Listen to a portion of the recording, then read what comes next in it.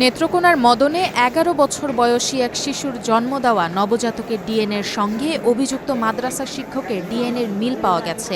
Forensic ল্যাবরেটরিতে নমুনা পরীক্ষার পর এই তথ্য জানা গেছে। ইতিমধ্যে ডিএনএ পরীক্ষার প্রতিবেদন জেলা পুলিশের হাতে এসেছে। পুলিশ বলছে মামলার তদন্ত শেষ পর্যায়ে। আগামী ৩ থেকে ৪ দিনের মধ্যে আদালতে অভিযোগপত্র দাখিলের প্রস্তুতি চলছে।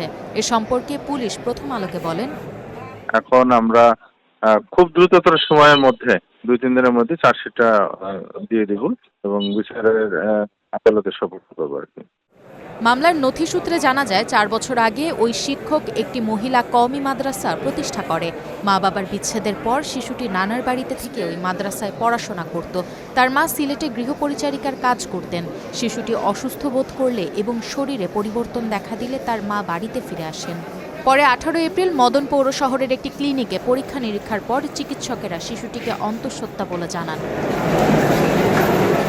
এ ঘটনায় ২৩ এপ্রিল শিশুটির মা বাদী হয়ে ওই মাদ্রাসা শিক্ষকের বিরুদ্ধে মামলা করেন। ৬ মে ময়মনসিংহের গৌরীপুর থেকে র‍্যাব তাকে গ্রেপ্তার করে।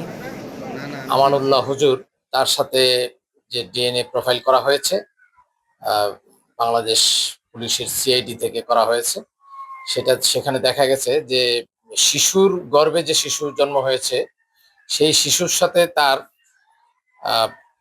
100% মিলে গিয়েছে এবং সেই ভূমিষ্ঠ হওয়া শিশুর গর্ভজাত পিতা সে।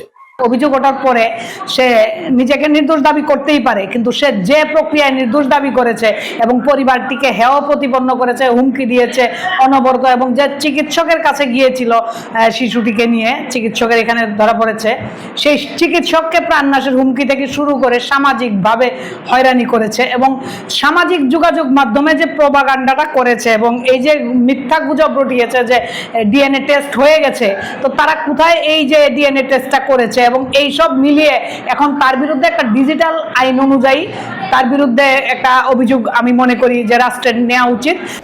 আদালত অভিযুক্ত ব্যক্তির ডিএনএ পরীক্ষার নির্দেশ দিলে গত ১৭ মে নমুনা সংগ্রহ করা হয়। নিরাপত্তা ও ভবিষ্যতের কথা বিবেচনা করে ১২ মে আদালতের নির্দেশে শিশুটিকে সমাজসেবা অধিদপ্তরের অধীনে সিলেটের একটি সেফ হোমে পাঠানো হয়। সেখানে ২ জুলাই সে একটি কন্যা শিশুর জন্ম দেয়। পরে আদালতের নির্দেশে নবজাতক ও তার মায়ের নমুনা সংগ্রহ করা হয় ২৯ জুলাই।